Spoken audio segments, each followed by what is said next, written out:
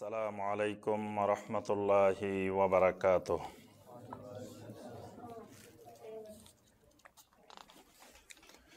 আউযু বিল্লাহি মিনাশ শাইতানির রাজীম।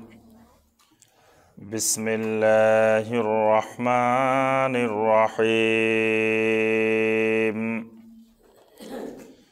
কাম তারাকু মিন জান্নাতিন ওয়া উয়ুন ওয়া সুরু'in ওয়া মাকামিন কারীম ওয়া না'মাতিন কানু ফিহা ফাকিহিন কাযালিক وأورثناها قوما آخرين فما بكت عليهم السماء والأرض وما كانوا منظرين اللهم صل على محمد وعلى آل محمد كما صليت على إبراهيم وعلى آل إبراهيم إنك حميد مجيد اللهم بارك على محمد وعلى آل محمد كما باركت على إبراهيم وعلى آل إبراهيم إنك حميد مجيد।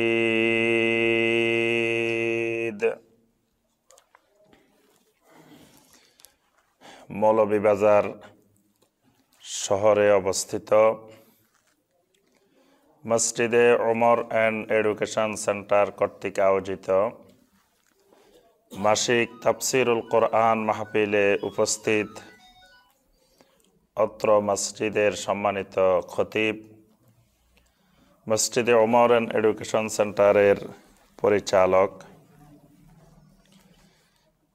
আমাদের সকলের পরিচিত সম্মানিত শায়েখ মনসুর হাফেজাহুল্লাহ, সম্মানিত মুরব্বিয়ান, অত্র অঞ্চলের বিভিন্ন স্থান থেকে আগত সম্মানিত যুবক, কিশোর, শিশু ভাইয়েরা এবং দূরে এবং কাছের থেকে আরও যে সকল সম্মানিত দর্শক শ্রোতা ভাই ও বোনেরা শুনছেন, আল্লাহ রাব্বুল আলামিন আমাদেরকে আজকে ফেব্রুয়ারি মাসের মাসিক তাফসিরুল কোরআন মাহফিলে উপস্থিত হওয়ার পরে আল্লাহ রাব্বুল আলামিনের নাজিলকৃত কালামে হাকিম থেকে কয়েকটি আয়াতে কারিমার সংক্ষিপ্তভাবে তাফসির করার এবং শোনার তৌফিক দিয়েছেন।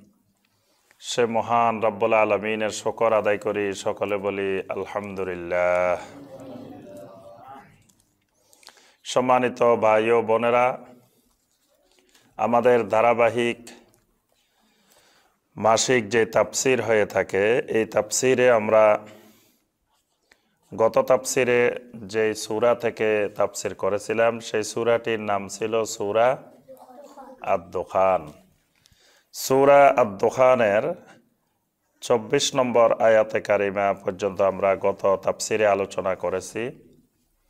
আজকের তাফসিরে সূরা আদ-দুখানের 25 নম্বর আয়াতে কারিমা থেকে আমাদের তাফসির হবে ইনশাআল্লাহ। গত তাফসিরে সূরা আদ-দুখানের প্রথম পর্বের তাফসির হয়েছে, আজকে সূরা আদ-দুখানের দ্বিতীয় পর্বের তাফসির হবে ইনশাআল্লাহ। সূরা আদ-দুখান, সূরা আদ-দুখান এই সূরাটি মাক্কি সূরা নাকি মাদানী সূরা? মাশাআল্লাহ, আমাদের ছাত্র ভাইয়েরা মাক্কি সূরা নাকি মাদানী সূরা বলে দিয়েছে যে সূরাটা হলো মাক্কি সূরা।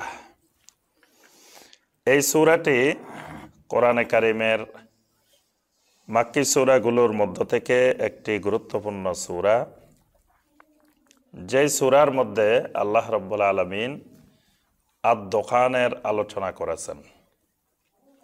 কোরআনে কারিমের অন্য কোনো সূরায় আদ-দুখান সম্পর্কে আলোচনা আসে নাই। শুধুমাত্র এই সূরাটির মধ্যেই আদ-দুখানের আলোচনা এসেছে। এই সূরার 10 নম্বর আয়াতে আল্লাহ সুবহানাহু ওয়া তাআলা বলেছেন, ফারতাকিব ইয়াওমা তাআতিস সামাউ বিদুখানিম মুবিন।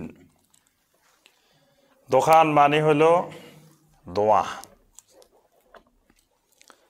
তো এখানে আল্লাহ পাক যে ধোঁয়ার কথা বলেছেন, মুফাসসিরিনে কেরাম এখানে দুটি ব্যাখ্যা দিয়েছেন।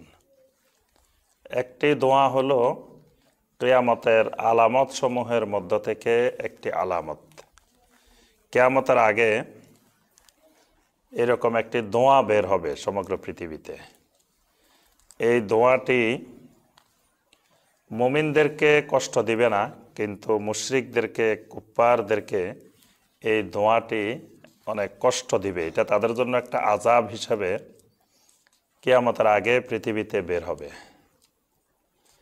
আবার কোন কোন মুফাসসিরিনে কেরাম বলছেন যে এখানে যে দুখান, এটি কিয়ামতের আলামতের সেই ধোঁয়া নয়, এটি হলো কিয়ামতের ময়দানে একটি ধোঁয়া বের হবে। আল্লাহ পাক সেই ধোঁয়াটির কথা বলেছেন। তো বোঝা যায় যে দুই ধরনের ধোঁয়াই আসবে, একটা দুনিয়াতে আসবে আর একটা কিয়ামতের ময়দানে আসবে। তো যেটাই হোক, মূলত একটি ধোঁয়া বের হবে পৃথিবীতে এবং আখেরাতে, এটি বাস্তব সত্য কথা এবং এটি একটি আযাব। এই ধোঁয়ার মাধ্যমে আল্লাহ পাক দুনিয়াতেও একটি আযাব দিবেন এবং আখেরাতেও এটি একটি আযাবের কারণ, গজবের কারণ। এই সূরাটির মধ্যে আল্লাহ রাব্বুল আলামিন মক্কার মুশরিকদেরকে সতর্ক করেছেন। কারণ এই মুশরিকেরা নবী সাল্লাল্লাহু আলাইহি সাল্লামের সাথে এমন বেয়াদবিপূর্ণ আচরণ শুরু করেছিল, যেই আচরণে তারা সীমা লঙ্ঘন করে ফেলছিল। এই সীমা লঙ্ঘনের কারণে আল্লাহ রাসূল সাল্লাল্লাহু আলাইহি সাল্লাম আল্লাহর কাছে দোয়া করেছিলেন যে রাব্বুল আলামিন আমাদেরকে এই মক্কা মুকাররমায় এমন একটা দুর্ভিক্ষ দেন, যে দুর্ভিক্ষর কবলে পড়ে ইউসুফ আলাইহিস সালামের কওম যেমন দুর্ভিক্ষের কারণে নরম হয়ে গিয়েছিল, তো এরাও দুর্ভিক্ষের কারণে নরম হয়ে ঈমান আনবে, ইসলাম গ্রহণ করবে। এজন্য মক্কা মুকাররমাতে একটা দুর্ভিক্ষ দেন। তা আল্লাহ সুবহানাহু ওয়া তাআলা নবী সাল্লাল্লাহু আলাইহি সাল্লামের এই দোয়া কবুল করলেন। কবুল করে মক্কা মুকাররমায় একটা ভীষণ দুর্ভিক্ষ শুরু হয়ে গেল। এই দুর্ভিক্ষের জ্বালা সহ্য করতে না পেরে এক সময় আবু সুফিয়ানের নেতৃত্বে মুশরিকদের একটি প্রতিনিধি দল আল্লাহ রাসূল সাল্লাল্লাহু আলাইহি ওয়াসাল্লামের কাছে আসলেন। এসে বললেন, হে মুহাম্মদ সাল্লাল্লাহু আলাইহি ওয়াসাল্লাম, নিজের জাতিকে কষ্ট দিয়ে লাভ কি? তোমার কওমকে বদদোয়া দিয়ে তোমার কওম কষ্ট পাবে, এটাতে তো তোমার কোনো লাভ নেই। আল্লাহর কাছে দোয়া করো যাতে আমাদের এই দুর্ভিক্ষ আল্লাহ সুবহানাহু ওয়া তাআলা দূর করে দেন। তাহলে এখানে কয়েকটা জিনিস লক্ষণীয়। একটা হলো তাদের এই দুর্ভিক্ষের কারণ কি, এটা তারা বুঝে গেছে। তারা বুঝছে যে এই দুর্ভিক্ষের কারণ যে মুহাম্মদ সাল্লাল্লাহু আলাইহি সাল্লাম দোয়া করেছেন। তাহলে মুহাম্মদ সাল্লাল্লাহু আলাইহি সাল্লাম দোয়া করলে যে কাজ হয়, এটাও জানে ভালো করে। আবার আল্লাহ রাসূল সাল্লাল্লাহু আলাইহি সাল্লামকে বলতেছে আপনি দোয়া করে দেন, দোয়া করে দিলে আমাদের এই দুর্ভিক্ষ চলে যাবে। তাহলে এটাও বুঝে যে এই দুর্ভিক্ষ দেওয়ার মালিকও আল্লাহ, নেওয়ার মালিকও আল্লাহ। এটা এমনি যাবে না, এটা মুহাম্মদ সাল্লাল্লাহু আলাইহি সাল্লাম দোয়া করতে হবে, দোয়া করলে তারপরে যাবে। তাহলে বোঝা গেল তাওহীদের বিষয়গুলো মক্কার মুশরিকদের কাছে খুব স্পষ্ট ছিল। তারা বুঝতো, তারা জানতো। এই ঘটনার দ্বারাই বোঝা যায়, তাদের বক্তব্যে বোঝা যায়। কিন্তু জানা বোঝার পরেও তাদের কয়েকটি কারণে তারা ঈমান আনতে পারে নাই। তন্মধ্যে একটি কারণ ছিল পূর্বপুরুষদের অন্ধ অনুকরণ, তাকলিদে আমা। পূর্বপুরুষের অন্ধ অনুকরণের কারণে তারা ঈমান আনতে পারে নাই। তাদের সবকিছুর পরেও একটা বক্তব্য যে আমাদের বাপদাদারা পূর্বপুরুষেরা এইভাবে করে গেছেন। আবু তালেব সব বুঝছে, একেবারে স্পষ্ট। আল্লাহ রসুল সাল্লাল্লাহু আলাইহি সাল্লামকে সকল প্রকার জুলুম নিপীড়নের হাত থেকে রক্ষা করার জন্য সর্বাত্মক চেষ্টা চালিয়েছে এবং ইসলাম যে হক তাও বুঝছে। কিন্তু মারা যাওয়ার সময় যখন নবী সাল্লাল্লাহু আলাইহি সাল্লাম বলছিলেন যে আপনি লা ইলাহা ইল্লাল্লাহ বলেন, তখন সর্বশেষ সিদ্ধান্ত সে জানিয়েছিল যে আনা আলা মিল্লাতে আব্দুল মুত্তালিব, আমি আমার বাবা আব্দুল মুত্তালিবের মিল্লাতের উপরেই আছি, আমি এই মিল্লাত পরিবর্তন করতে পারবো না। আজও পৃথিবীতে আমরা দেখি অসংখ্য মানুষ এটা শিরক বুঝতে পারে, এটা বেদাত স্পষ্ট বুঝতে পারে, তারপরও ছাড়তে পারে না। কেউ কেউ ছাড়তে পারে না, বলে না আমাদের বাপ দাদারা এটা করে আসছে, আমরা না করলে এটা কেমনে হবে। তারপরে অনেক মসজিদের ইমাম খতিব, সম্মানিত ইমাম খতিব, তারা বুঝেন যে এটা বেদাত, কিন্তু ছাড়তে পারেন না। বলেন যে এটা না করলে ইমামতি থাকবে না, কেউ বলেন যে এটা না করলে তো ইনকামে হবে না, আমরা চলবো কিভাবে, খাবো কিভাবে। অর্থাৎ এই শিরিক এবং বেদাত এগুলো অনেকের কাছে স্পষ্ট থাকে, কিন্তু স্পষ্ট থাকলেও মেনে নিতে পারেন না। তাহলে এখানে আমরা আবু সুফিয়ানের বক্তব্য থেকে, আবু সুফিয়ানের নেতৃত্বে যে প্রতিনিধি দল, সেই প্রতিনিধি দলের বক্তব্যে আমরা বুঝতে পারি যে তারা বুঝতে পেরেছিল মুহাম্মদ রাসূলুল্লাহ সাল্লাল্লাহু আলাইহি ওয়াসাল্লাম হক, আল্লাহর দিন হক, আল্লাহর তাওহীদ বুঝতে পেরেছে, কিন্তু মেনে নিতে পারে নাই। নবী সাল্লাল্লাহু আলাইহি ওয়াসাল্লাম আবার দোয়া করলেন, রব্বানা কশিফ আন্নাল আযাব, হে আল্লাহ আমাদের থেকে আপনি এই আযাবটা দূর করে দেন। আল্লাহ পাক দূর করে দিলেন, কিন্তু দূর করে দেওয়ার সময় আল্লাহ পাক এখানে কিছু সতর্কবাণী করেছেন যে দূর হচ্ছে, কিন্তু আল্লাহর দ্বীনের সাথে যদি বেশি তোমরা হঠকারিতা প্রদর্শন করো, তোমাদের পরিণতিটা ফেরাউনের মতো হবে। ফেরাউন সম্পর্কে ওই মক্কার মুশরিকেরা আগে থেকে জানতো, ফেরাউন সম্পর্কে তাদের কাছে জ্ঞান ছিল, তারা স্পষ্ট ফেরাউনের কাহিনী সব জানতো। এজন্য আল্লাহ পাক ফেরাউনের কথাগুলো এই সূরার মধ্যে আলোচনা করেছেন। এরপরে রাব্বুল আলামিন তাদের সামনে জাহান্নামের কিছু বর্ণনা তুলে ধরেছেন এবং জান্নাতের কিছু বর্ণনা তাদের সামনে তুলে ধরেছেন। গত তাফসিরে আমরা ২৪ নম্বর আয়াতে কারিমা পর্যন্ত তাফসিরে দেখেছি যে মুসা আলাইহিস সালাম রাত্রিবেলায় পার হয়ে গেলেন। আল্লাহ পাক বলছিলেন, ফাআসরি বিইবাদি লাইলান, আমার বান্দাদেরকে নিয়ে রাত্রির একটা অংশে তোমরা চলে যাবে, তোমরা রাত্রিকালীন এই সফরের মাধ্যমে এই দেশ ছেড়ে চলে যাও।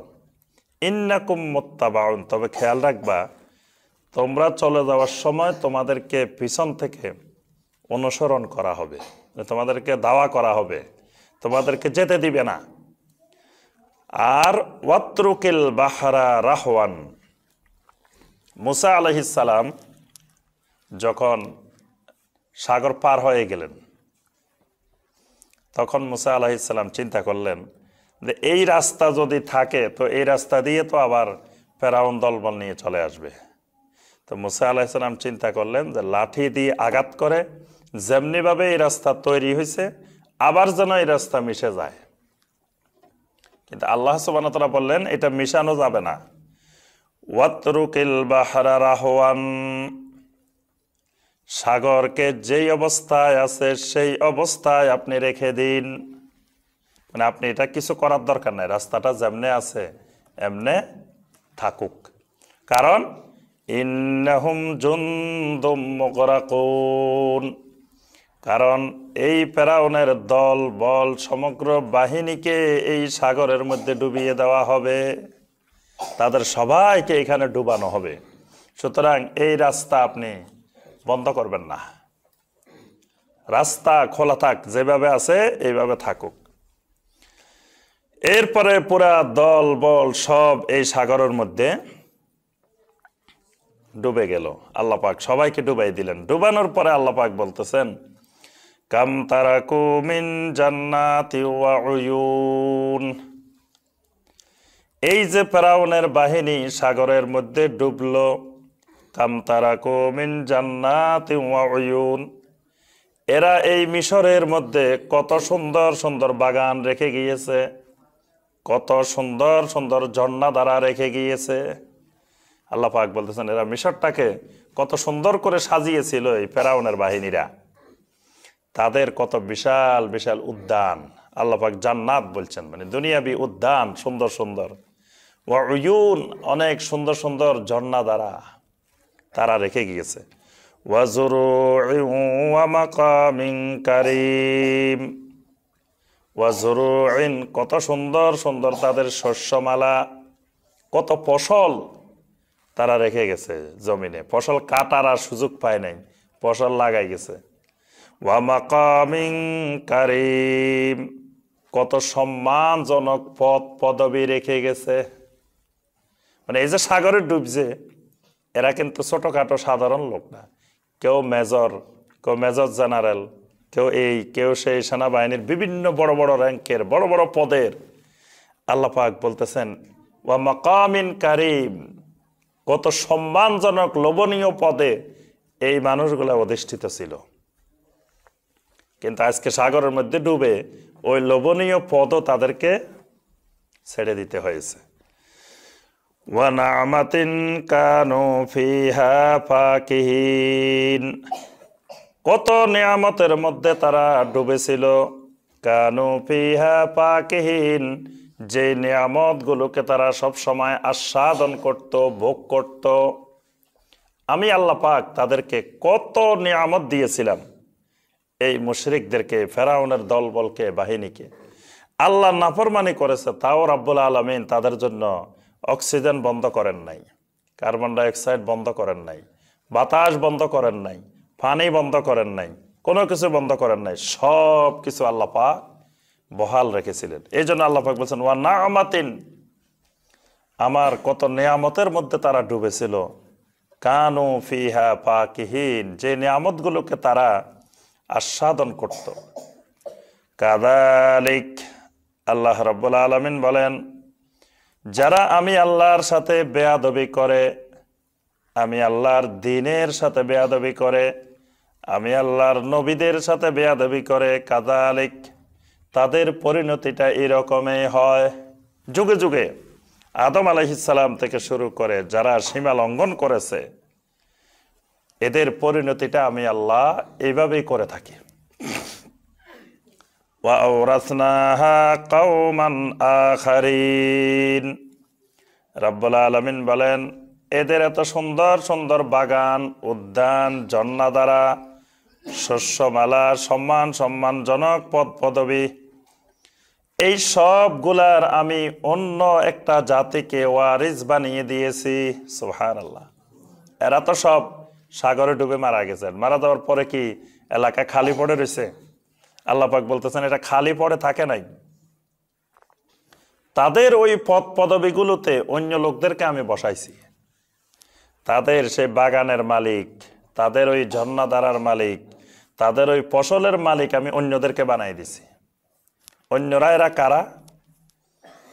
কেউ কেউ বলছেন যে এরা মুসা আলাইহিস সালামের বাহিনী, বনি ইসরাইল। অর্থাৎ ফেরাউনের দলবল সাগরে ডুবে যাওয়ার পরে মুসা আলাইহিস সালামের অনুসারীরা, বনি ইসরাইলিরা আবার ফিরে এসে মিশরে এই ফেরাউনের রাজত্ব তারা নিয়ন্ত্রণ করে। আবার অনেক মুফাসসিরিন কেরাম বলছেন না, ফেরাউন সাগরে ডুবে যাওয়ার পরে, তার দলবল ডুবে যাওয়ার পরে মুসা আলাইহিস সালাম এবং বনি ইসরাইল আর মিশরে ফিরে আসেন নাই। তারা, এটাই হলো অধিকাংশ মুফাসসিরিন কেরামের মত, যে তারা আবার মিশরে ফিরে আসেন নাই। তারা সাগরের ওই পারে, যেই পারে তারা পার হয়েছেন, ওখানেই ছিলেন। মুসা আলাইহিস সালাম, হারুন আলাইহিস সালাম এবং মুমিনেরা পুনরায় আবার সাগরের এই পারে ফেরাউনের দেশে মিশরে আর ফিরে আসেন নাই। এখানে ওই ফেরাউনের অনুসারীদের মধ্য থেকেই যারা ছিল, জীবিত ছিল, তারাই আবার মিশরের এই পদ পদবী ক্ষমতা দখল করে। এখানে কয়েকটা জিনিস লক্ষণীয়, গভীরভাবে চিন্তা করলে অনেকগুলো জিনিস বোঝা যায়। মুসা আলাইহিস সালামের যদি রাষ্ট্র ক্ষমতা দখলেই যদি উদ্দেশ্য হইতো, তাহলে ফেরাউন মরে গেছে, দলবল মেজর জেনারেল আর্মি সব মরে গেছে, সেনাবাহিনী মরে গেছে, খালি ময়দান না মিশর। উনি তো আবার দলবল লই এসে দখল করে ফেলতে পারতেন না? কি বলেন? সহজ। ফেরাউন মরে গেছে, ফেরাউন নাই, ফেরাউনের দলবল নাই, কেউ নাই। এখন তো উনি এসে এখানে ইসলামী রাষ্ট্র কায়েম করে দিতে পারতেন মিশরের মধ্যে, কোনো বাধা বিপত্তি নেই। কিন্তু মুসা আলাইহিস সালাম বনি ইসরায়েলকে নিয়ে এখানে ফিরে আসেন নাই। এর দ্বারা বোঝা যায় যে মুসা আলাইহিস সালাম ফেরাউনের কাছে দাওয়াত দিয়েছেন ক্ষমতা দখল করার জন্য না। ফেরাউনকে ক্ষমতা থেকে সরাই সেখানে মুসা আলাইহিস সালাম বসে যাবেন, এই জন্য মুসা আলাইহিস সালাম দাওয়াত দেন নাই। দাওয়াতটা দিয়েছিলেন মুসা আলাইহিস সালাম যে ফেরাউনেই থাকুক, কিন্তু ফেরাউন আল্লাহর তাওহীদকে মেনে নিয়ে তাওহীদ অনুযায়ী রাষ্ট্র পরিচালনা করবে। যুগে যুগে আম্বিয়া আলাইহিমুস সালাম এই পদ্ধতিতে তাওহীদের দাওয়াত দিতেন। যারা ক্ষমতায় আছে, প্রশাসনে আছে, তারা ক্ষমতায় থাকুক, কিন্তু তাদের কাছে দাওয়াত হবে যে তারা যেন আল্লাহ রাব্বুল আলামিনের তাওহীদের ভিত্তিতে কোরআন দিয়ে সুন্নাহ দিয়ে তারা রাষ্ট্র পরিচালনা করে। আমাদের ক্ষমতার দরকার নাই, আমরা পদ পদবি নিয়ে বড় পদমর্যাদায় বসা আমাদের মুমিনদের কাম্য না। মুমিনদের কাম্য হইল যে আল্লাহর জমিনে আল্লাহর দ্বীন অনুযায়ী পরিচালিত হইলেই হইল, এবং এই পরিচালিত হওয়ার জন্য কোরআন সুন্নাহ দিয়ে আমাদের কাজ হবে দাওয়াত, আমর বিল মারুফ নিহিয়ানিল মুনকার, সৎ কাজের আদেশ অসৎ কাজের নিষেধ। এবং এই সৎ কাজের আদেশ অসৎ কাজের নিষেধ এটা ব্যক্তি, পরিবার, সমাজ, রাষ্ট্র সবাইকে করতে হয়। এই জন্য দেখেন, এখানে সূক্ষ্মভাবে চিন্তা করে দেখেন, একজন যারা রাষ্ট্র ক্ষমতায় থাকে, যারা প্রশাসনে থাকেন, তারা যদি বুঝতে পারেন যে আমি আপনি তার ক্ষমতার প্রতিদ্বন্দ্বী না, তখন তাদেরকে দাওয়াত দিলে, তারা আপনি 10টা দাওয়াত দিলে একটা হইলেও শুনবে। তারা মনে করবে এরা আমার শুভাকাঙ্ক্ষী, এরা আমার ভালো চায়, এরা আমাকে ক্ষমতা থেকে সরাইতে চায় না। তখন আপনি কোরআন সুন্নাহর 10টা দাওয়াত দিলে একটা হইলেও শুনবে। কিন্তু যখন তারা বুঝবে যে না, এরা আমাদেরকে সরাইতে চায়, এরা বসতে চায়, তখন আপনি যত দাওয়াত দিবেন একটাও শুনবে না। যা দাওয়াত দিবেন বলবে যে এরা ক্ষমতার জন্য দাওয়াত দিচ্ছে। এজন্য নবীওয়ালা দাওয়াত হলো যে সংশোধন, যে ক্ষমতা প্রশাসনে তারাই থাকবে, কিন্তু সেটাকে সংশোধন করার দাওয়াত, অর্থাৎ কুফরি সংবিধান পরিত্যাগ করে কোরআন সুন্নাহর সংবিধানের দাওয়াত, কোরআন সুন্নাহর দাওয়াত প্রদান করা। এই জন্য মুসা আলাইহিস সালাম ফেরাউনকে যত দাওয়াত দিয়েছিলেন, দাওয়াত ছিল এটার। আল্লাহ পাক বলতেছেন, আমি এই মিশর যখন শূন্য হয়ে যায়, ফেরাউন মুক্ত হয়ে যায়, তখন পরবর্তী লোকদেরকে এখানে আমি ওয়ারিস বানাই দিছি। সুবহানাল্লাহ। ফামা বাকাত আলাইহিমুস সামাউ ওয়াল আরদু ওয়া মা কানু মুনজারিন। রাব্বুল আলামিন বলেন, এরা যখন ফেরাউনের চতুর্দিকে জাকজমক রাষ্ট্রীয় ব্যবস্থাপনা ছিল, তাদের কত শুভাকাঙ্ক্ষী, তাদের কত বন্ধু বান্ধব। যে সময় মানুষের অবস্থা খুব ভালো থাকে, টাকা পয়সা ভালো থাকে, সুদিন যায়, তখন দেখবেন বন্ধু বান্ধবের অভাব নাই চারিদিকে। তো এই ফেরাউনেরও যখন রাষ্ট্র ক্ষমতা ছিল, কত ফেরাউনের বন্ধু বান্ধব, শুভাকাঙ্ক্ষী কত ছিল। কিন্তু ফেরাউন যখন সাগরে ডুবে মারা গেল, আল্লাহ বলতেছেন, ফামা বাকাত আলাইহিমুস সামাউ ওয়াল আরদু, আসমানও তাদের জন্য কাঁদে নাই, জমিনও তাদের জন্য কাঁদে নাই। আসমানও কাঁদে নাই, জমিনও কাঁদে নাই। আসমান কাঁদবে কেন? আসমান কাঁদার মানে হলো আসমানের ফেরেশতারা কাঁদে।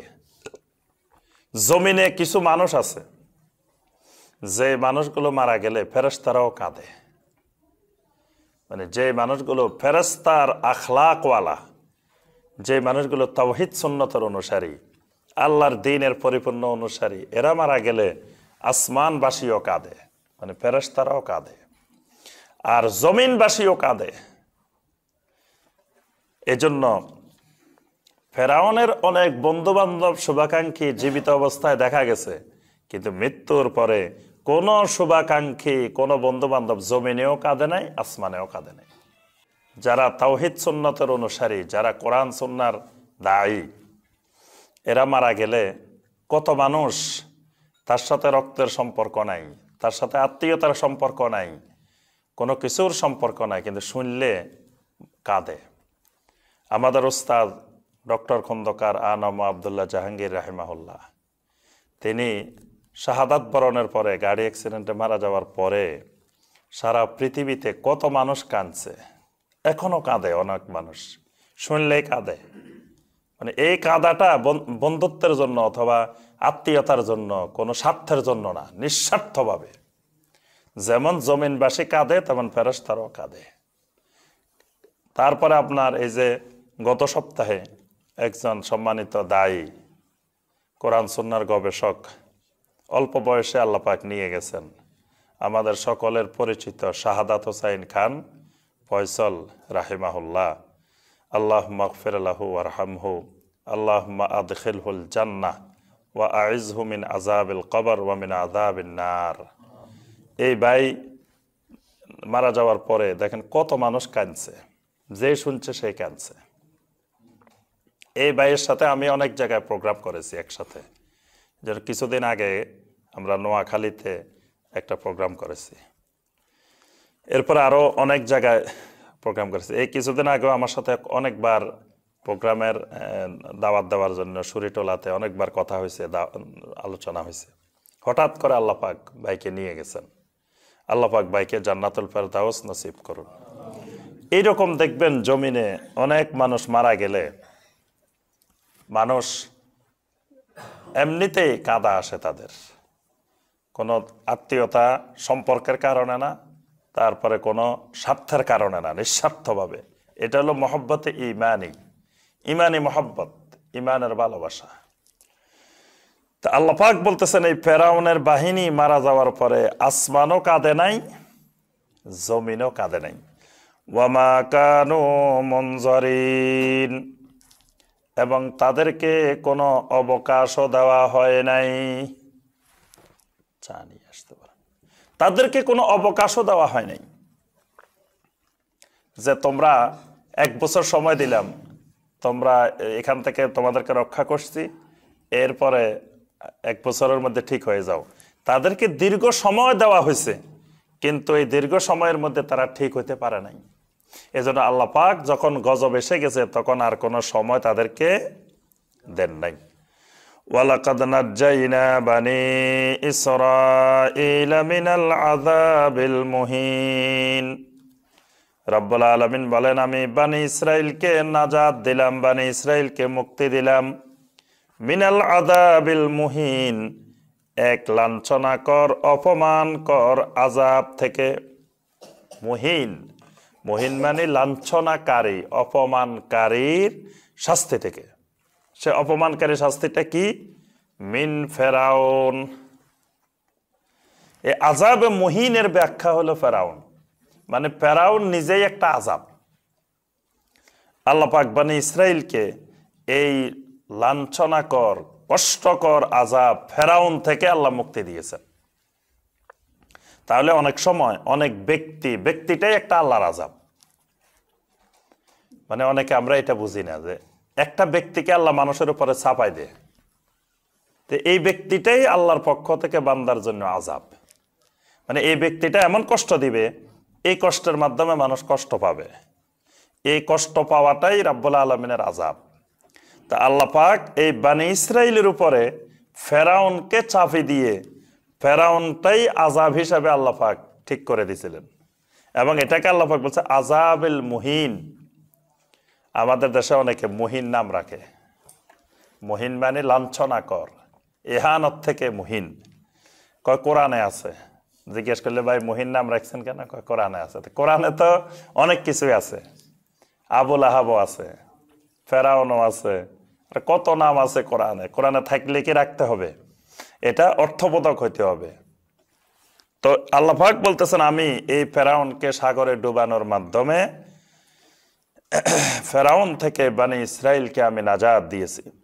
ইন্নাহু কানা আলিয়াম মিনাল মুসরিফিন।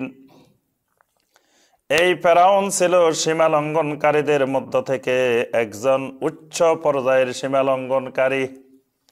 আলিয়ান, আলিয়ান মানে খুব উচ্চ পর্যায়ের, এমন সীমা লঙ্ঘনকারী যে সীমা লঙ্ঘনকারী জমিনে আর হইতে পারে না। সে সীমা লঙ্ঘন এমন পর্যায়ে গেছে, সে তার উজিরকে, হামানকে বলতেছে যে একটা মই বানাই ফেল, আত্তালিউ আলা ইলাহি মুসা, আমি মুসার ইলাকে, মুসার মাহবুদকে একটু উঠে দেখে আসবো। মানে হঠকারিতা কোন পর্যায়ে পৌঁছছে, দাম্ভিকতা, যে মুসার মাহবুদ নাকি উপরে আছে একজন, সে মাহবুদকে আমি একটু দেখে আসব।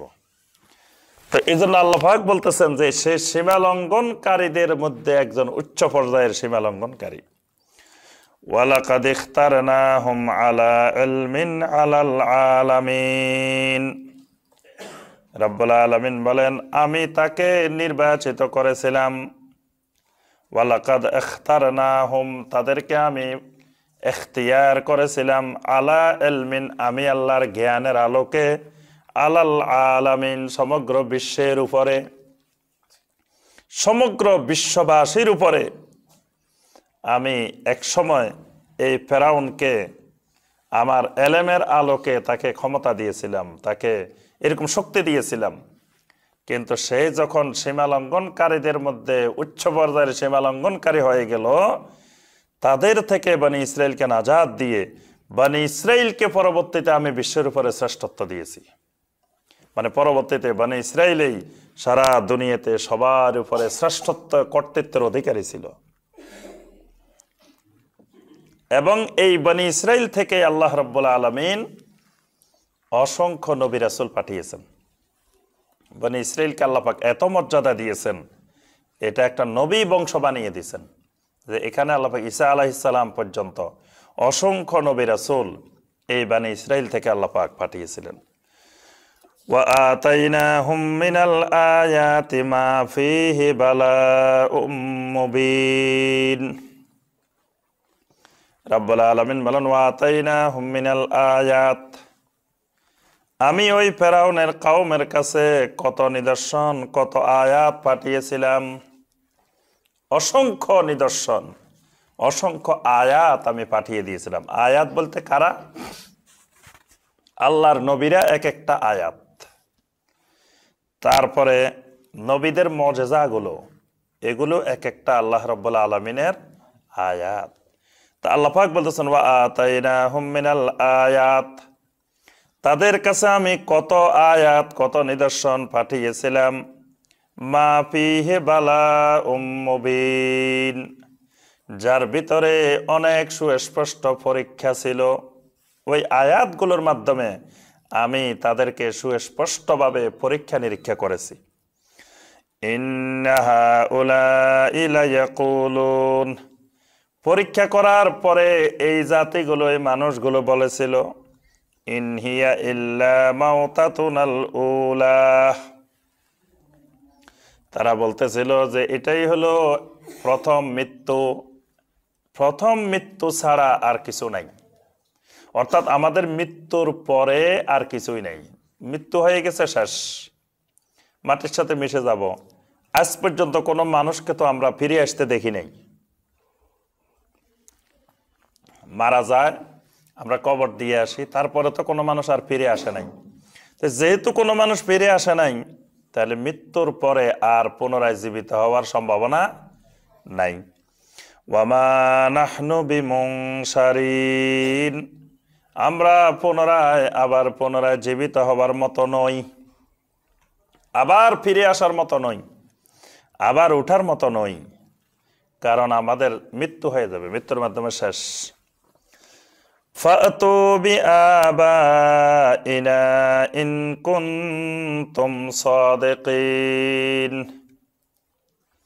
মুসা আলাইহিস সালাম হারুন আলাইহিস সালামকে লক্ষ্য করে তারা বলল, ফাতু বিআবাইনা, আমাদের পূর্বপুরুষদেরকে আনি দেখাই দাও। তুমি কবরের থেকে আমাদের বাপ দাদাদের একজনের আনি দেখাই দাও। তুমি যদি আল্লাহর নবী হও তাহলে কবর থেকে একজনকে তুলে নিয়ে আসো, এনে উনি বলবে যে ভাই শোনো, কবরের আযাব কিন্তু খুব কঠিন, আমরা খুব আযাবের মধ্যে আছি, আমরা দেখছি কবরের মধ্যে এই আছে। এই কথা যদি একজন এসে যদি বলে দিতে পারে তাহলে আর অসুবিধা নাই, তাহলে আমরা পুরা মিশরের জনগণ ঈমান আনবো। তারা বলল ফাতু বিআবাইনা, আমাদের পূর্বপুরুষদেরকে নিয়ে আসো, ইন কুনতুম সাদিকিন, যদি তোমরা সত্যবাদী হয়ে থাকো। আহুম খায়রুন আম কাওমু তুব্বাহ ওয়াল্লাযীনা মিন ক্বাবলিহিম, রব্বুল আলামিন বলেন এরা শক্তিশালী নাকি কওমে তুব্বাহ শক্তিশালী। আরেকটা জাতির উল্লেখ আল্লাহ পাক এখানে করছেন, এই জাতিটার নাম হলো কওমু তুব্বাহ। যেমন আপনার রোম, পারস্য, এই অঞ্চলের জাতিগুলো যেরকম ছিল, এরকম সাবা অঞ্চলের হিমিয়ারি একটা গোত্র ছিল, হিমিয়ারি গোত্র। এই হিমিয়ারি গোত্রের যারা নেতা থাকতো এদেরকে বলা হইতো তুব্বাহ। যেমন আপনার রোম সম্রাটকে বলা হইতো কি, কাউকে বলা হয়তো কায়সার, তারপরে পারস্য সম্রাটকে বলা হয়তো কেসরা, মানে রোমের যিনি সম্রাট থাকতো তাকে বলা হয়তো কায়সার, পারস্যে যিনি থাকতো তাকে বলা হয়তো কেসরা, আর মিশরে যারা ক্ষমতা থাকতো তাদেরকে বলা হয়তো ফেরাউন। ঠিক একইভাবে সাবা অঞ্চলের, সাবা মানে বর্তমান ইয়েমেনের দিকে, এই অঞ্চলের হিমিয়ারি গোত্রের যারা প্রধান থাকতো তাদেরকে বলা হয়তো তুব্বাহ। তা এরা খুব শক্তিশালী ছিল, এদের বিশাল প্রভাব প্রতিপত্তি ছিল পৃথিবীতে। এই জন্য আল্লাহ পাক এদের উল্লেখ করে বলতেছেন আহুম খায়রুন আম কাওমু তুব্বাহ। এতক্ষণ পর্যন্ত আল্লাহ পাক ফেরাউনের কওমের ঘটনা বর্ণনা দিচ্ছেন। এবার আল্লাহ পাক বলতেছেন যে মক্কার লোকদেরকে লক্ষ্য করে আল্লাহ পাক বলতেছেন আহুম খায়রুন আম কাওমু তুব্বাহ, এই মক্কার আবু জাহাল আবু লাহাবেরা বেশি শক্তিশালী নাকি ওই কওমে তুব্বারা বেশি শক্তিশালী ছিল। ওয়াল্লাযীনা মিন ক্বাবলিহিম, ওই কওমে তুব্বার পূর্ববর্তী যারা ছিল তারা বেশি শক্তিশালী ছিল নাকি।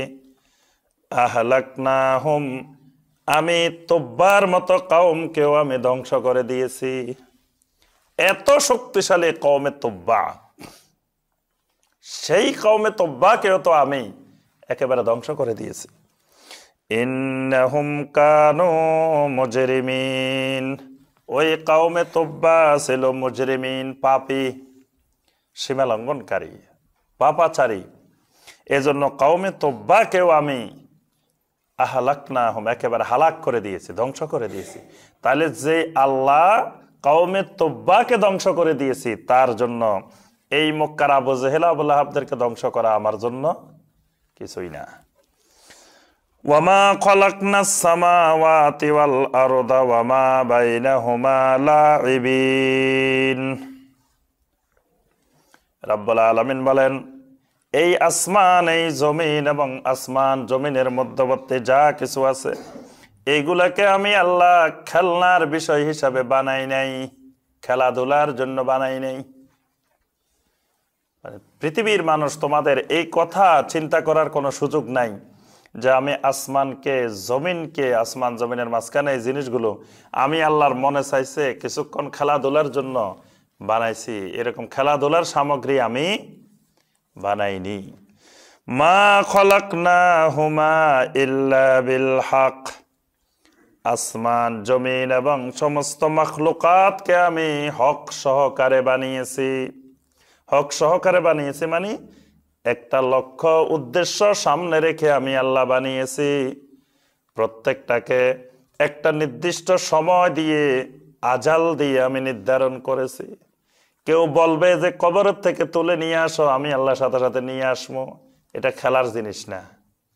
কেউ বলবে কিয়ামত দেখাই দাও, আমি সাথে সাথে দেখাই দিব, এটা খেলার জিনিস না। এমনি মুশরিকেরা চাইবে, মুশরিকেরা বলবে আর আমি দেখাই দিব সাথে সাথে। আল্লাহ পাক বলতেছেন আমি এগুলাকে এরকম খেলার জিনিস বানাইনি, এগুলাকে একটা হক সহকারে, বাস্তবতা সহকারে, সত্য সহকারে বানিয়েছি, যেটা একটা নির্দিষ্ট সময় আছে, মেয়াদ আছে, তখন আর চাওয়া লাগবে না, কিয়ামত এমনি আসবো। কবর থেকে তোলার কথা বলা লাগবে না, কবর থেকে এমনিতেই উঠবে। ওয়ালাকিন্না আকসারাহুম লা ইয়ালামুন, কিন্তু তাদের অধিকাংশ মানুষ এই বিষয়টা জানে না। অধিকাংশ মানুষ মনে করে যে পৃথিবীটা একটা খেলার জায়গা। আল্লাহ মনে হয় এটাকে খেলাধুলার জন্য মনে চাইছে, কিছুদিনের জন্য বানাইছে, আবার ধ্বংস করে ফেলবো। খেলাধুলার করার জন্য কিছুক্ষণ ঘরবাড়ি বানাইছে, হাড়ি পাতিল বানাইছে, খেলাধুলা শেষ, ভাঙ্গি চুরি বাড়ির চলে গেছে, বাস। মনে হয় আল্লাহ এরকম পৃথিবীকে, আসমানকে, জমিনকে কতক্ষণ খেলাধুলা করতে মনে চাইছে, এই জন্য বানাইছে, পরে এগুলো ধ্বংস করে আল্লাহ বাড়ির চলে যাব। নাউজুবিল্লাহ। আল্লাহ বলতেছেন আমি এইরকম আসমান জমিনকে, মাখলুকাতকে এইরকম করে বানাই নাই, কিন্তু পৃথিবীর অধিকাংশ মানুষ বিষয়টা জানে না। এখানে আল্লাহ পাকের কয়েকটা ইঙ্গিত আছে। কোরআনে কারিমে অনেক জায়গায় দেখবেন ওয়ালাকিন্না আকসারাহুম লা ইয়ালামুন, এই কথাটা আছে, তাদের অধিকাংশ জানে না। তাহলে বোঝা যায় হেদায়েত পাইতে হলে, দিন পাইতে হলে জানা লাগে। হেদায়েত পাইতে হলে, দিন পাইতে হলে এলেম লাগে। লা ইয়ালামুন হইলে হেদায়েত পাওয়া যায় না, সিরাতে মুস্তাকিম পাওয়া যাবে না, সঠিক দিন পাওয়া যাবে না, তাওহীদ পাওয়া যাবে না, সুন্নাত পাওয়া যাবে না, যদি কেউ লেখাপড়া না করে, না জানে, না বুঝে। যদি কেউ বলে আমি কিচ্ছু জানি না, কিচ্ছু বুঝি না, হুজুরেরা যা কয় তা, ইমাম সাহেব যা কয় তা, বাস, এই লোক জীবনে হেদায়েত পাবে না। এজন্য হেদায়েত পাইতে হলে এলেম লাগে। ইসলাম এলেমের নাম। এলেমবিহীন ইসলামের একটা কাজও করা যায় না। ওযু করতে গেলে এলেম লাগবে, গোসল করতে গেলে এলেম লাগবে, তায়াম্মুম করতে গেলে এলেম লাগবে, নামাজ পড়তে গেলে এলেম লাগবে, রোজা রাখতে গেলে এলেম লাগবে। প্রত্যেকটা ইবাদতের সাথে এলেমের সম্পর্ক, ঈমানের সাথেও এলেমের সম্পর্ক। আল্লাহ পাক সূরা মুহাম্মদের 19 নম্বর আয়াতে বলছেন ফাআলাম আন্নাহু লা ইলাহা ইল্লাল্লাহ, লা ইলাহা ইল্লাল্লাহ, এটার এলেম শিখো, এটা জানো, এটা বুঝো। তাহলে লা ইলাহা ইল্লাল্লাহ বলতে হলেও এলেম লাগে, ঈমান আনতে গেলেও এলেম লাগে, এলেম ছাড়া ঈমান আনা যায় না। লা ইলাহা ইল্লাল্লাহ বলতে হলেও ঈমানের উসুল জানতে হয়, ঈমানের আরকান আহকাম জানতে হয়, ঈমান ভঙ্গের কারণ জানতে হয়, ঈমানের এলেম লাগে। তো এজন্য এলেম না থাকলে মানুষ হেদায়েত পায় না। আজও দেখেন আমাদের এই দেশে যারা শিরক করে, বেদাত করে, তাদের অধিকাংশেরই এলেম নাই। এলেম নাই তো বুঝছেন, কথা বলে না, এলেম নাই বুঝছেন তো। এলেম নাই মানে লেখাপড়া নাই এই কথা না, ডিগ্রি আছে বড় বড়। এলেম এক জিনিস, ডিগ্রি আর এক জিনিস। মানে পিএইচডি ডিগ্রিও থাকতে পারে, অনেক বড় বড় আন্তর্জাতিক ডিগ্রিও থাকতে পারে। আবু জাহেলেরও এরকম বিশাল জ্ঞান ছিল, কিন্তু আবু জাহেলকে আল্লাহ রাসূল সাল্লাল্লাহু আলাইহি ওয়াসাল্লাম বলছে সে আবু জাহাল, মূর্খতার বাপ, মূর্খতার নেতা। তার অর্থ এই নয় যে লেখাপড়া জানে না, লেখাপড়া অনেক জানে, সে বড় বুদ্ধিজীবী, কিন্তু তার কাছে এলেম নাই। এলেম হলো ওই জিনিস, যেই জিনিস দিয়ে তাওহীদ চেনা যায়, সুন্নাত চেনা যায়, আল্লাহকে চেনা যায়। আল্লাহকে চেনার যে জ্ঞান, নবী সাল্লাল্লাহু আলাইহি সাল্লামকে চেনার যে জ্ঞান, এই জ্ঞানের নাম হলো এলেম। এই এলেম যদি কারো কাছে না থাকে, সে হেদায়েত পাবে না। এই জন্য আল্লাহ পাক কোরআনে কারিমে অসংখ্য আয়াতে এই কথা বলছেন ওয়ালাকিন্না আকসারাহুম লা ইয়ালামুন। এই জন্য যারা এলেমবিহীন বসে থাকে, যারা নিজেরা একটু চিন্তা ভাবনা করে না, আকল খাটায় না, তারা সারা জীবন শিরকের মধ্যেই থাকে, বেদাতের মধ্যেই থাকে। একটু যদি জানার চেষ্টা করে, বোঝার চেষ্টা করে, বিবেক খাটায়, তখনই তার চোখ কান খুলে যায়, হেদায়েত পেয়ে যায়। আমরা কিন্তু জনগণকে চোখ কান খুলতে দিই না। আমরা চাই জনগণ চোখ কান বন্ধ করে রাখলে সুবিধা, জনগণ চোখ কান খোলা রাখলে আমাদেরই বিপদ। কারণ চোখ কান খোলা রাখলে আমাদের কাছে দলিল চায়, তখন আমরা বেকায়দায় পড়ি।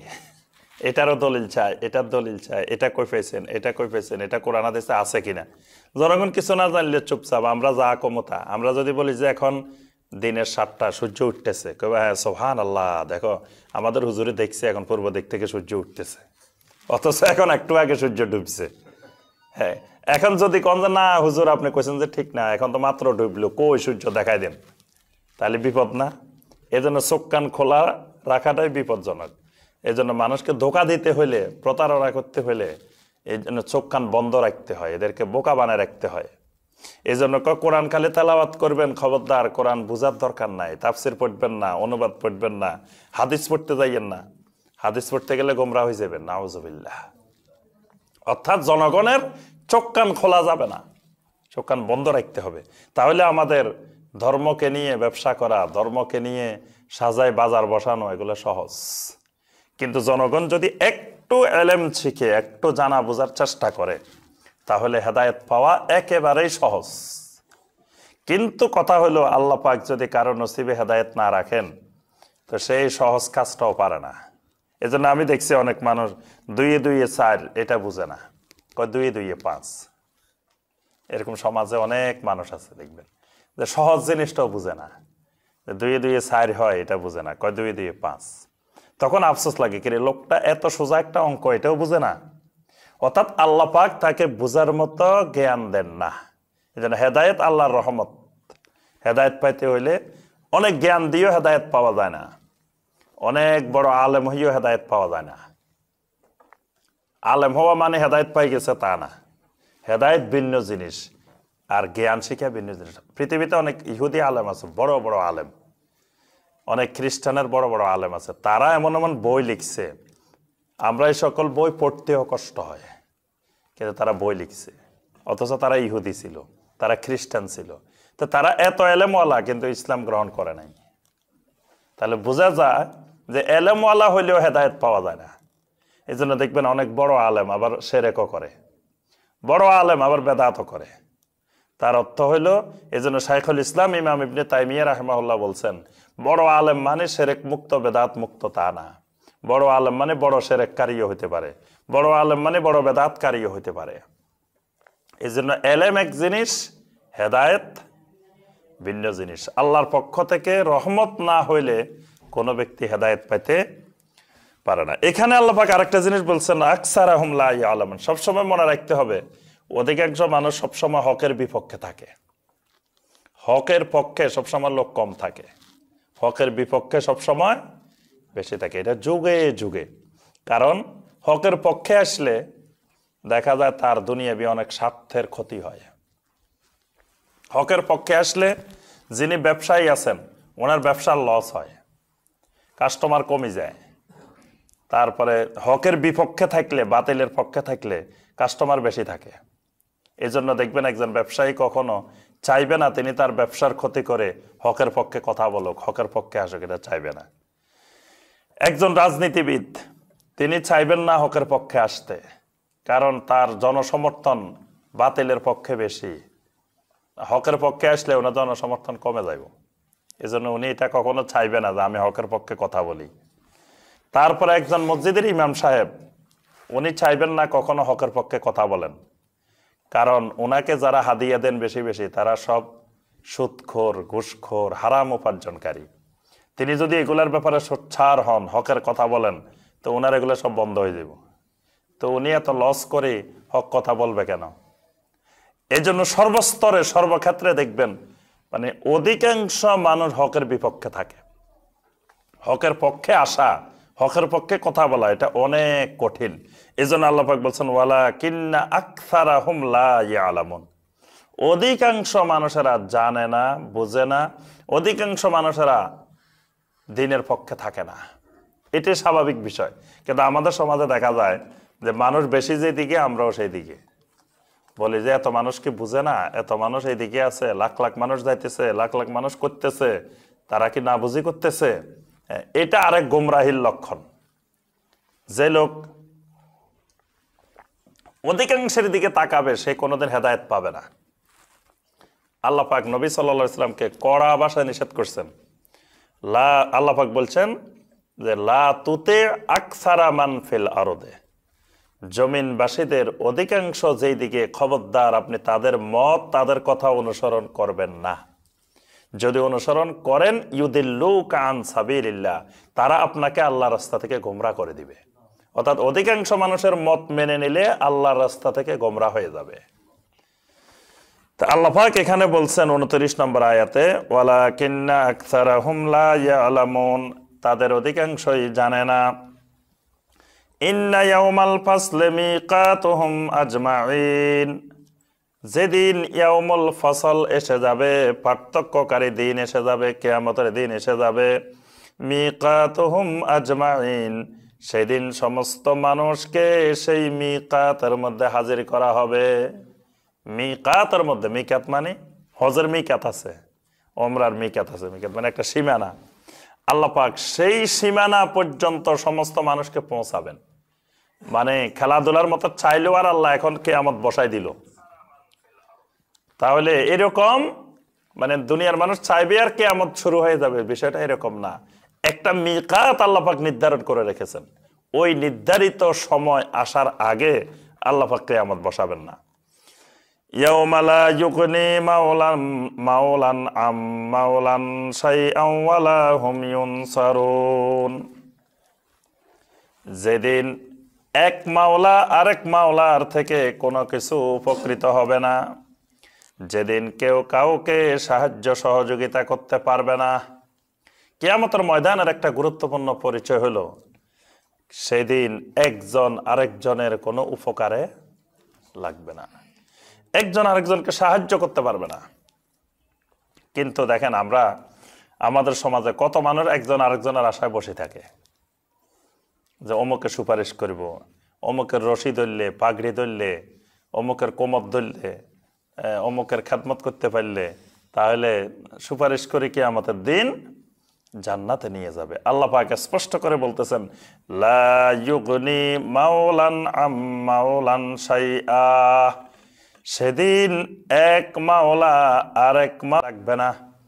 এখানে মাওলা মানে দুইটা অর্থ, একটা হলো গোলাম, গোলামকেও আরবিতে মাওলা বলা হয়। এক গোলাম আরেক গোলামের কোনো কাজে লাগবে না। তাহলে আমরা যাদেরকে আল্লাহর ওলি বলি, এরা কারা?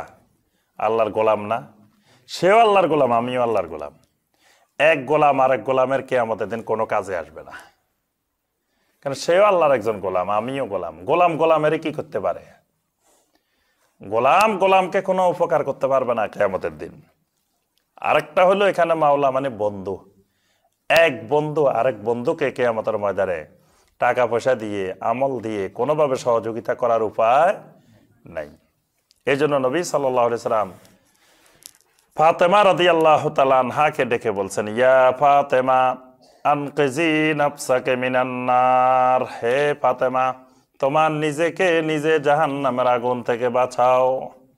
ফা ইন্নী লা আমলিকু লাকুম মিনাল্লাহি শাইআ, কারণ কিয়ামতের দিন তোমার যদি কোনো বিপদ হয়, তোমাকে আল্লাহর কাছ থেকে বাঁচানোর ব্যাপারে আমার কোনো ক্ষমতা নাই।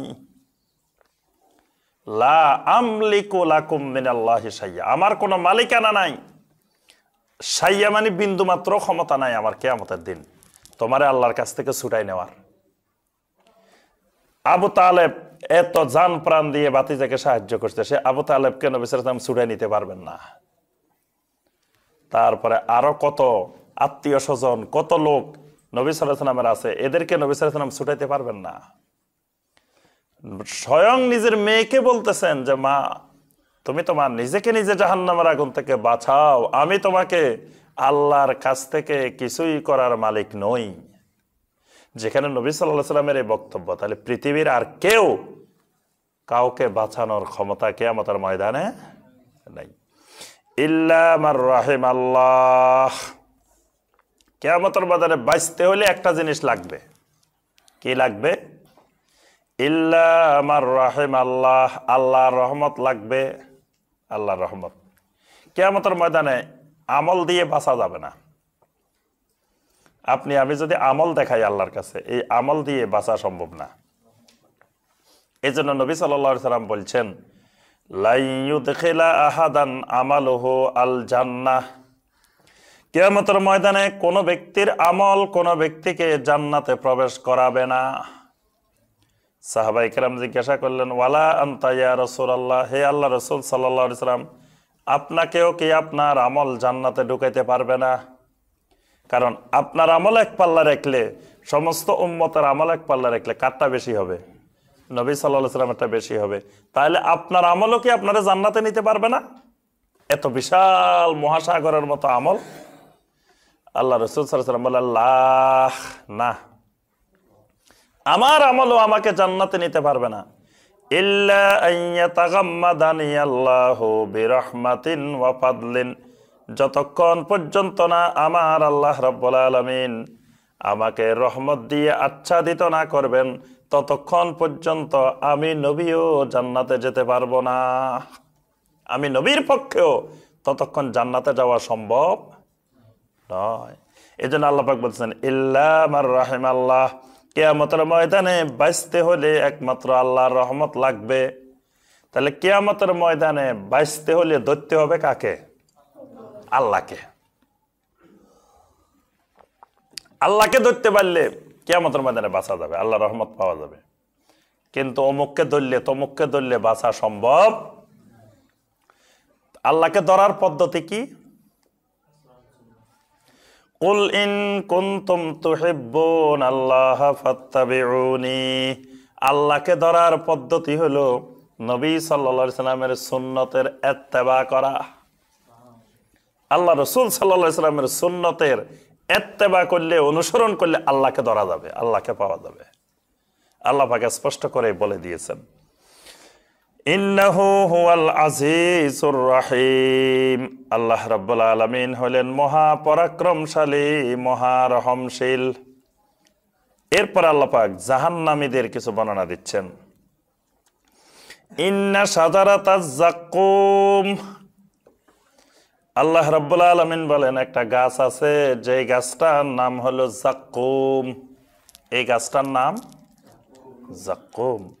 তাআমুল আথিম, এটা হলো গুনাহগারদের, পাপী মানুষদের খাবার। নাউযুবিল্লাহ, গুনাহগারদের খাবার, জাহান্নামীদের খাবার এটা যাক্কুম। এই খাবারটা কিরকম? কালমুহলে, এই খাবারটা হলো তেলের তলানির মতো। তেলের তলানির মতো, তেলের তলানি বুঝেন? মানে তেল রাখার পরে, তারা সরিষার তেল ভাঙ্গাইছেন, ভাঙ্গানোর পরে বোতলে নিছেন, বোতলে নেওয়ার পরে বোতলের নিচে তলানির মধ্যে যেটা বসে, এরকম খাবার। আল্লাহ পাক বলছেন এটা কাল মহলে। এই মহলের বাংলা করলে এটাই বোঝায়, মানে তেলের তলানির মতো। কিরকম? ইয়াগলি ফিল বুতুনে কাগালিল হামিম, ফুটন্ত পানি যেমন পেটের ভিতরে গড়গড় করে উপরে উঠে নিচে নামে, এই যাক্কুম খাওয়ার পরেও পেটের মধ্যে এটা নাড়ি বুড়ি সহ বের হয়ে আসতে চাইবে। এটা এরকম যাক্কুম যে এটা পেটের দিকে গেলে শুধু এটার গন্ধটা পাইলে আর লাগবে না, খাওয়া লাগবে না। মানে এটার এমন দুর্গন্ধ, কঠিন দুর্গন্ধ, এই দুর্গন্ধটা সামনে আসলে পেটের নাড়ি বুড়ি সহ বের হয়ে আসতে চাইবে। এজন্য আল্লাহ পাক বলতেছেন এই যাক্কুম হলো তাআমুল আসিম, জাহান্নামীদের খাবার। খুযুহু ফাতিলুহু ইলা সাওয়াইল জাহিম, রাব্বুল আলামিন বলবেন খুযুহু, তাকে ধরো। কাকে ধরা? কাকে ধরতে বলবেন আল্লাহ পাক? আসিমকে, গুনাহগারকে, পাপী লোকটাকে আল্লাহ বলবেন খুযুহু, তাকে ধরো, পাকড়াও করো। ফাতিলুহু ইলা সাওয়াইল জাহিম, তাকে জাহান্নামের রাস্তার দিকে নিয়ে যাও, জাহান্নামের দিকে নিয়ে যাও ধরে। আর ওই মানুষটাকে বলা হবে সুম্মা সুব্বু ফাওকা রাসিহি মিন আযাবিল হামিম, রাব্বুল আলামিন বলবেন জাহান্নামে ঢুকানোর আগে তার মাথার উপর দিয়ে জাহান্নামের গরম পানি ঢালতে থাকো। জাহান্নামে দেওয়ার আগে মুরগি যেমন গরম পানিতে আমরা ড্রেসিং করি না, আল্লাহ পাক বলেন যে একে সুব্বু ফাওকা রাসিহি। আপনারা আর একটু সামনের দিকে চলে আসেন। আল্লাহ পাক জাহান্নামীদেরকে জাহান্নামে ঢুকানোর আগেই রাব্বুল আলামিন বলবেন সুব্বু ফাওকা রাসিহি মিন আযাবিল হামিম। ওই গরম পানির আযাব, উত্তপ্ত গরম পানি তার মাথার উপরে ঢেলে দাও। মাথার উপরে গরম পানিটা ঢেলে তারপরে জাহান্নামে ঢুকাও। যুক ইন্নাকা আনতাল আজিজুল কারীম। আল্লাহ রাব্বুল আলামিন বলবেন, ও জাহান্নামী, ও গুনাহগার, যুক, জাহান্নামের আযাবের মজা স্বাদ অবলম্বন করো, স্বাদ নিতে থাকো। ইন্নাকা আনতাল আজিজুল কারীম। দুনিয়াতে তো তুমি অনেক শক্তিশালী, অনেক সম্মানিত মানুষ ছিলে, আজকে তোমার শক্তি দেখাও। দুনিয়াতে তো তুমি ইন্নাকা আনতাল আজিজ, তুমি তো পৃথিবীতে অনেক শক্তিশালী দাবি করতা, নিজেকে অনেক শক্তিশালী মনে করতে। আল কারীম, নিজেকে অনেক সম্মানিত মনে করতা, বিশাল সম্মানের মালিক মনে করতা। আজকে গরম পানি ডালা হইতেছে, এবার তোমার সম্মান দেখাও। জাহান্নামে ঢোকানোর আগে গরম পানি ডালা হবে আর এই কথা বলা হবে, ইন্না হাযা মা কুনতুম বিহি তামতারুন। আর দুনিয়াতে বড় বড় চেয়ারে বসে, সম্মানে বসে, শক্তিশালী হয়ে বারবার বলতা এই জাহান্নাম, জান্নাত, কিয়ামতের ময়দান এগুলো ঠিক না, এগুলা কিছুই না, এগুলা বলতে কিছু নাই, সন্দেহ পোষণ করতা। এগুলোর ব্যাপারে তোমার বিশ্বাসই ছিল না, সন্দেহের মধ্যে থাকতা। আল্লাহ পাক এই পর্যন্ত জাহান্নামীদের বর্ণনা দিয়েছেন। এরপরে রাব্বুল আলামিন জান্নাতীদের বর্ণনা দিয়েছেন। ইন্নাল মুত্তাকিনা ফি মাকামিন আমিন। রাব্বুল আলামিন বলেন, যারা হবেন মুত্তাকিন, যারা তাকওয়াবান হবেন, ফি মাকামিন আমিন, তারা থাকবে এক নিরাপদ স্থানে। সুবহানাল্লাহ। মুত্তাকিনদেরকে রাব্বুল আলামিন রাখবেন ফি মাকামিন আমিন, এক নিরাপদ জায়গা, এক সুউচ্চ মাকাম। ফি জান্নাতিন ওয়া উয়ুন, যে নিরাপদ জায়গার ভিতরে থাকবে অসংখ্য বাগান আর অসংখ্য ঝর্ণাধারা। সুবহানাল্লাহ।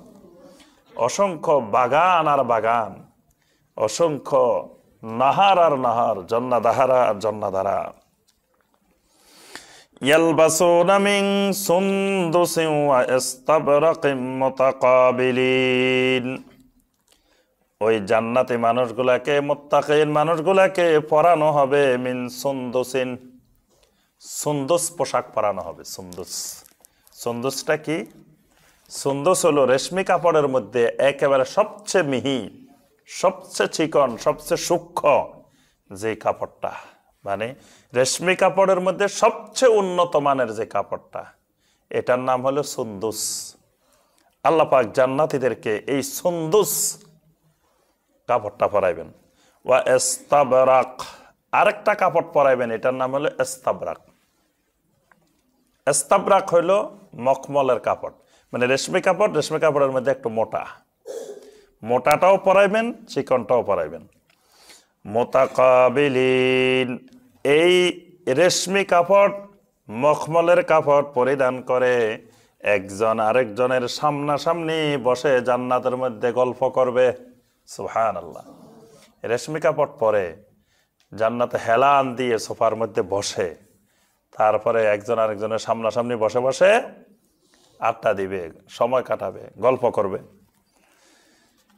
আর সেখানে কোনো হারাম হালাল নাই, সেখানে আপনি যে কোনো ধরনের ড্রিঙ্কস খাওয়ার ব্যাপারে কোনো নিষেধাজ্ঞা আছে জান্নাতে, হালাল হারাম নাই, যেটা মনে কয় ওইটা। তারপরে সেখানে পর্দার কোনো বিধিবিধান দরকার নাই। সেখানে জান্নাতের মধ্যে কি হেজাব লাগবে, পর্দা লাগবে না। তবে আবার জান্নাত এমন নয় যে যেখানে অশ্লীলতা ছড়াতে থাকবে, শালীনতা থাকবে, সেখানে ওরকম অশ্লীল হয়ে যাবে না। কিন্তু সেখানে আপনার পর্দার বিধিবিধান, তারপরে খাওয়া দাওয়ার ক্ষেত্রে হালাল হারামের বিধিবিধান, এগুলো সেখানে জান্নাতের ভিতরে এরকম সীমাবদ্ধতা থাকবে না। কাযালিক ওয়া যাওয়াজনাহুম বিহুরিন ঈন। রাব্বুল আলামিন বলেন, মুত্তাকিনদের জন্য আমি আল্লাহ এরকম সুন্দর সুন্দর ব্যবস্থাপনা রেখেছি। ওয়া যাওয়াজনাহুম, মুত্তাকিনদেরকে আমি জান্নাতের ভিতরে বিয়ে দিব। মুত্তাকিনদের জান্নাতের ভিতরে বিয়েও হবে। দুনিয়ার স্বামী স্ত্রী যদি দুইজনেই জান্নাতে যায়, তাহলে দুইজনেই এক জান্নাতে একসাথেই থাকবেন। এর বাহিরে আবার জান্নাতীদেরকে বিয়ে করানো হবে। কাদের সাথে? বিহুরিন ঈন, হুরদের সাথে, ঈনদের সাথে। মানে যাদের সাথে বিয়ে হবে এদের দুইটা বৈশিষ্ট্য, একটা হলো হুর আর একটা হলো ঈন। হুর শব্দটা হাওরা শব্দের বহু বচন। হুরের এক বচন হলো হাওরা, বহু বচন হলো হুর। হাওরা মানে হলো যারা একেবারে কঠিন, মানে সুন্দরী। আরবি ভাষায় একেবারে ধবধবে পরিষ্কার সুন্দর এইরকম জিনিসকে বলা হয় হাওরা, স্বচ্ছ। তো এই যাদের সাথে বিয়ে হবে এদের প্রথম বৈশিষ্ট্য হলো এরা হবে হুর, হাওরা হবে, মানে এরা হবে একেবারে ফর্সা, অত্যন্ত সুন্দরী এরকম। আরেকটা হবে ঈন। ঈন শব্দটাও আয়না শব্দের বহুবচন। আয়না শব্দের অর্থ হলো এদের চোখগুলা হবে হরিণের মতো চোখ। হরিণের চোখ সুন্দর নাকি? কথা কয় না, দেখছেন হরিণের চোখ? হরিণের চোখটা সুন্দর। মানুষ মানে চোখের সুন্দর, চোখের দৃষ্টান্ত দিতে গেলে হরিণের চোখের কথা বলে। তা আল্লাহ পাক ওই জন্য এই শব্দটা ব্যবহার করছেন। তাহলে দেখেন এই শব্দটা আজকের যুগে না, আরো শত শত বছর আগের থেকেই এই শব্দটা মানুষের কাছে পরিচিত ছিল যে ঈন, হরিণের চোখের মতো। তাহলে জান্নাতে যাদের সাথে বিয়ে হবে এরা হবে হুর, এরা হবে ঈন। ইয়াদউনা ফিহা বিকুল্লি ফাকিহাতিন আমিনিন। সুবহানাল্লাহ। ইয়াদউনা ফিহা বিকুল্লি ফাকিহাতিন আমিনিন। এখানে নিরাপত্তার সাথে বিভিন্ন রকমের ফল ফলাদির মধ্যে তাকে ডাকা হবে। মানে সে জান্নাতের ভিতরে আল্লাহ পাক ফল ফলাদিগুলোকে এমন ভাবে সাজিয়ে রাখবেন, সে যা চাইবে সাথে সাথে তার সামনে চলে আসবে। সুবহানাল্লাহ। মানে উঠে কষ্ট করে নেওয়াও লাগবে না, শুধু চেয়ারে বসে এটা খেতে চাই, বাস এটা আল্লাহ পাক আনার ব্যবস্থা করে দিবেন। এই জন্য আল্লাহ পাক বলছেন ইয়াদউনা ফিহা বিকুল্লি ফাকিহা, সব খাবার জান্নাতের সব ফল ফলাদি এইভাবে সে চাইবে আর চলে আসবে। আমিনিন, জান্নাতের খাবারগুলো একেবারে নিরাপদ, কোনো ফরমালিন নেই, কোনো ভেজাল নাই, সার কীটনাশক দেওয়া নাই, আবার মাছি বসার সম্ভাবনা নাই, ধুলাবালি পড়ার সম্ভাবনা নাই। আল্লাহ পাক বলতেছেন আমিনিন, একেবারে নিরাপদ খাবার। আবার সেখানে পেট খারাপ হওয়ার সম্ভাবনা নাই। আপনি বেশি খাই ফেলছেন, গ্যাস্ট্রিকের সমস্যা দেখা দিছে বা ডায়রিয়ার সমস্যা দেখা দিছে, কোনো সমস্যা নাই, যা খাইতে পারেন সেখানে। কারণ সেখানে তো প্রস্রাব পায়খানাই নাই, খাইবেন আর একটা ঢেকুর দিবেন, বাস হজম হয়ে গেছে, শেষ। এবং হাদিসের মধ্যে আসে বিশাল বিশাল গামলা ভর্তি খাইতে থাকবে জান্নাতীরা, যা খাইবে কোনো অসুবিধা নাই। কারণ খাইতে তো আমরা ভয় পাই কেন, যে অসুখ হইতে পারে, শরীর খারাপ লাগতে পারে। ওখানে তার অসুখের সম্ভাবনা নাই, ওখানে ডাক্তারও লাগবে না, অসুখ হবে না, জান্নাতীদের কোনো রোগ ব্যাধি হবে না, সারা জীবন যুবক, বৃদ্ধ হবে না। তাহলে সেখানে খাওয়ার ক্ষেত্রে কোনো ভয় নাই। এই জন্য আল্লাহ পাক বলতেছেন আমিনিন। লা ইয়াযুকুনা ফিহাল মাউতা ইল্লাল মাউতাতাল উলা, প্রথমবার মৃত্যু ছাড়া আর কোনো মৃত্যু তাদেরকে আস্বাদন করবে না। মৃত্যু নাই, মানে দুনিয়ার যে মৃত্যুটা হয়েছে এই মৃত্যু ছাড়া আর কোনো মৃত্যু জান্নাতের ভিতরে নাই। ওয়া ওয়াকাহুম আযাবাল জাহিম। আল্লাহ রাব্বুল আলামিন এই মুত্তাকিনদেরকে জাহান্নামের আযাব থেকে বাঁচাইবেন, রক্ষা করবেন। এই জন্য আল্লাহর কাছে দোয়া করতে হবে যে আল্লাহ আমাকে জাহান্নামের আযাব থেকে বাঁচাও, জাহান্নামের আযাব থেকে রক্ষা করো। ফাদলাম মির রাব্বিক যালিকা হুয়াল ফাওজুল আযীম। জান্নাতের ভিতরে যত নিয়ামত পাবে এটা হলো ফাদলাম মির রাব্বিক, তোমার রবের পক্ষ থেকে অনুগ্রহ। মানে আমি আমল করছি এই জন্য আল্লাহ আমাকে জান্নাত দিতে বাধ্য না। জান্নাতের ভিতরে আল্লাহ পাক যা দিবেন এটা ফাদলাম মির রাব্বিক, এটা হলো রবের অনুগ্রহ, আল্লাহ পাক অনুগ্রহ করে দিবেন। এই জন্য জান্নাতের ভিতরে কি দিবে আল্লাহ যদি জিজ্ঞাসা তুমি কি খাইতে চাও, তো বললে ঠকি যাবেন।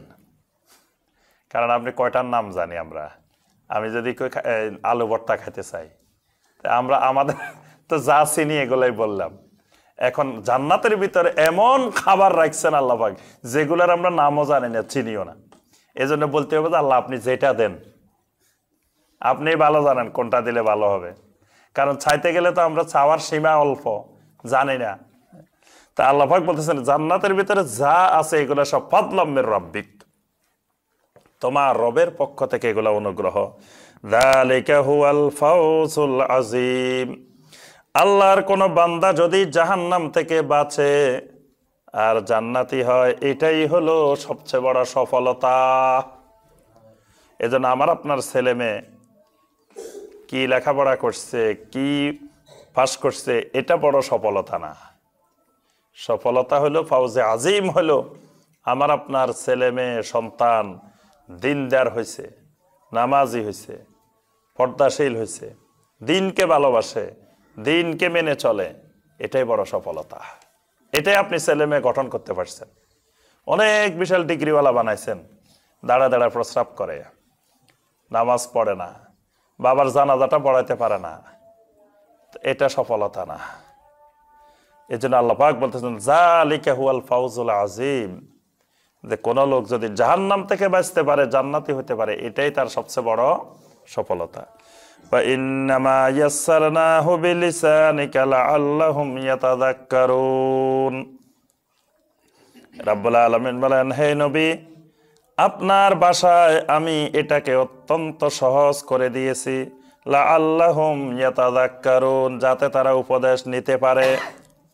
অর্থাৎ এই যে কোরআনের কথাগুলো আমি বলি এবং আপনি হাদিসের মাধ্যমে যে কথাগুলো বলেন, এই কথাগুলোকে আমি আল্লাহ অত্যন্ত সহজ ভাষায় করে দিয়েছে যাতে মানুষ বুঝতে পারে, বুঝে এখান থেকে হেদায়েত নিতে পারে। ফারতাকিব ইন্নাহুম মুরতাকিবুন, হে নবী আপনিও অপেক্ষা করতে থাকুন আর তারাও অপেক্ষা করতে থাকুক। অর্থাৎ তারা যদি দিনকে বুঝে শুনেও এর পরেও দিন গ্রহণ করতে না চায়, তা আপনিও অপেক্ষা করেন, তারাও অপেক্ষা থাকুক। একদিন তাদের সব কিছুর ফয়সালা আল্লাহ রাব্বুল আলামিন করে দিবেন। আল্লাহ পাক আমাদের সবাইকে কোরআনে কারিমের এই আয়াতগুলোর আলোকে আমল করার তৌফিক দান করুন। আল্লাহ সুবহানাহু ওয়া তাআলা আমাদের সবাইকে কোরআনে কারিমের সাথে সম্পর্ক বৃদ্ধি করার তৌফিক দান করুন। আল্লাহ পাক আমাদেরকে কোরআনে কারিমকে জানার, বুঝার, আমল করার তৌফিক দান করুন। আমাদের মধ্যে যারা অসুস্থ আছেন আল্লাহ পাক সবাইকে কোরআনে কারিমের তাফসিরের বরকতে সবাইকে আল্লাহ পাক সুস্থ করে দিন। সকল প্রকার বিপদ আপদ বালা মুসিবত থেকে আল্লাহ পাক আমাদেরকে হেফাজত করুন। আল্লাহ পাক এই মসজিদে ওমর এন্ড এডুকেশন সেন্টারকে কবুল ও মঞ্জুর করে নিন। এই এলাকার ভাই বোনদের জন্য এটাকে হেদায়েতের মার্কাজ বানিয়ে দিন। এই প্রতিষ্ঠানের সকল ছাত্র, শিক্ষক, মুহিব্বিন সবাইকে আল্লাহ পাক কবুল করে নিন। এই প্রতিষ্ঠানের যত খাদেম আছেন, এই প্রতিষ্ঠানকে গড়ে তোলার জন্য যারা দেশে বিদেশে বিভিন্নভাবে খেদমত করে যাচ্ছেন, সহযোগিতা করে যাচ্ছেন, আল্লাহ সুবহানাহু ওয়া তাআলা তাদের খেদমতকে কবুল ও মঞ্জুর করে নিন। এই খেদমতকে কিয়ামতের দিন নাজাতের জরিয়া বানিয়ে দিন। আল্লাহ পাক এই এলাকার সকল ভাই বোনকে শিরক মুক্ত তাওহীদি ঈমান এবং বেদাত মুক্ত সুন্নতি আমল নসিব করুন। আমরা দুনিয়ায় যতদিন বেঁচে থাকি আল্লাহ পাক আমাদেরকে ইসলামের উপরে বেঁচে থাকার তৌফিক দান করুন। দুনিয়া থেকে বিদায় নেওয়ার সময় আল্লাহ পাক আমাদেরকে ঈমানের সাথে মৃত্যুবরণ করার তৌফিক দান করুন। সুবহানাকা আল্লাহুম্মা বিহামদিকা আশহাদু আল্লা ইলাহা ইল্লা আনতা আস্তাগফিরুকা ওয়া আতুবু ইলাইক।